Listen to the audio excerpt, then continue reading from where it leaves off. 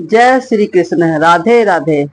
क्या आप जानते हैं कि भगवान श्री कृष्ण के पृथ्वी छोड़ने के कुछ ही दिनों बाद भी उनकी स्वर्णिम नगरी द्वारका समुद्र में समा गई थी।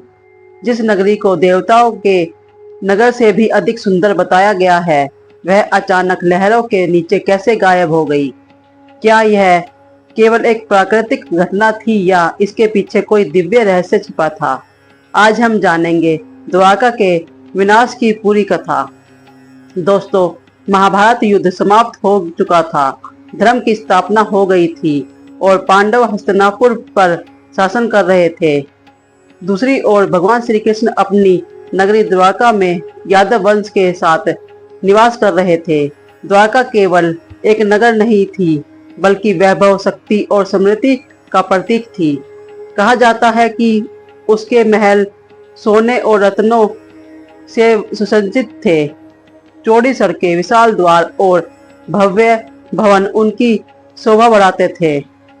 लेकिन समय के साथ यादव वंश में अहंकार बढ़ने लगा। अपनी शक्ति और श्री कृष्ण के संरक्षण के कारण उन्हें लगने लगा कि संसार में कोई उनका कुछ नहीं बिगाड़ सकता।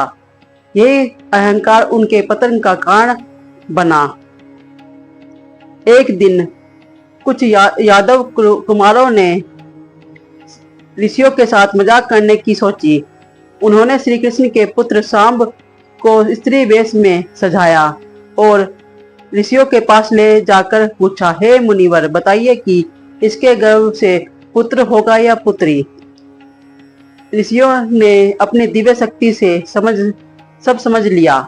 वे क्रोधित हो गए और बोले, इसके गर्भ से लोहे का एक मुसल उत्पन्न होगा और वही पूरे यादव वंश के विनाश का कारण बनेगा।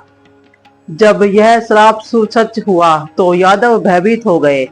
उन्होंने उस लोहे के मुसल को पीसकर समुद्र में फेंक दिया, लेकिन नियति को कुछ और ही मंजूर था। मूसल का चूर्ण समुद्र तक तट पर उगने वाली घास में बदल गया और वहीं आगे चलकर विनाश का कारण बना। कुछ समय बाद प्रभास क्षेत्र में यादव का एक विशाल उत्सव हुआ। वहां किसी बात पर विवाद शुरू हुआ और देखते ही देखते झगड़ा भयंकर युद्ध में बदल गया। लोग उसी घास को उखाड़कर एक दूसरे पर प्रहार करने लगे। आश्चर्य की बात यह थी कि वह साधारण घास लोहे के समान कठोर बन चुकी थी। परिणाम वह हुआ कि यादव आपस में ही एक दूसरे का संहार करने लगे। भगवान बलराम ने जब यह सब देखा तो उन्होंने संसार त्यागने का निर्णय लिया। वे समुद्र तट पर ध्यान में बैठ गए और अपनी योग्य शक्ति से देह त्याग दिया। अब भगवान श्री कृष्ण समझ चुके थे कि पृथ्वी पर उनका कार्य पूर्ण हो चुका है। वे एक वन में पीपल के वृक्ष के नीचे विश्राम करने लगे। तभी जरा नामक एक शिकारी ने उनके चरण को हिरण का मुख समझ लिया और बाण चला दिया। जब शिकारी पास गया तो उसने देखा कि उसका बाण स्वयं भगवान श्री कृष्ण को लगा है। वह भय से कांपने लगा और क्षमा मांगने लगा। तब श्री कृष्ण ने उसे सांत्वना दी और कहा कि यह सब पूर्व निर्धारित था। इसके बाद उन्होंने अपना दिव्य स्वरूप धारण किया और अपने धाम को प्रस्थान कर गए। श्री कृष्ण के जाने के बाद उनके साथी दारुक को आदेश मिला कि वह तुरंत द्वारका जाकर लोगों को नगर खाली करने के लिए कहे। भगवान ने पहले ही बता दिया था कि अब द्वारका अधिक समय तक पृथ्वी पर नहीं रहेगी। जब यह समाचार अर्जुन तक पहुंचा तो वे तुरंत द्वारका गए। उन्होंने महिलाओं, बच्चों और बचे हुए लोगों को साथ लिया और नगर से बाहर निकलने लगे। लेकिन जैसे ही अंतिम लोग भी द्वारका छोड़कर निकले, समुद्र का जल तेजी से बढ़ने लगा। विशाल नहरें नगर की ओर बढ़ी। देखते ही देखते भव्य महल, राजमहल, विशाल द्वार, बाजार और ऊंची इमारतें जल में डूबने लगी। कुछ ही समय में पूरी द्वारका समुद्र की गहराइयों में समा गई। कहा जाता है कि भगवान श्री कृष्ण का महल सबसे अंत तक दिखाई देता रहा।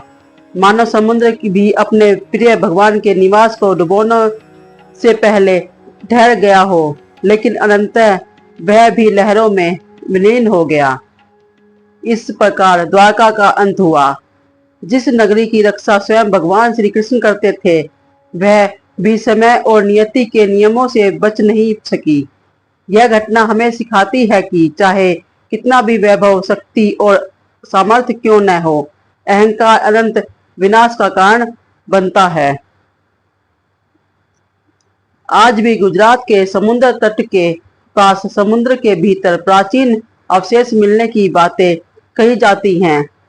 कई विद्वानों का मानना है कि वे उसी प्राचीन द्वारका के निवास को हो सकते हैं, जिनका वर्णन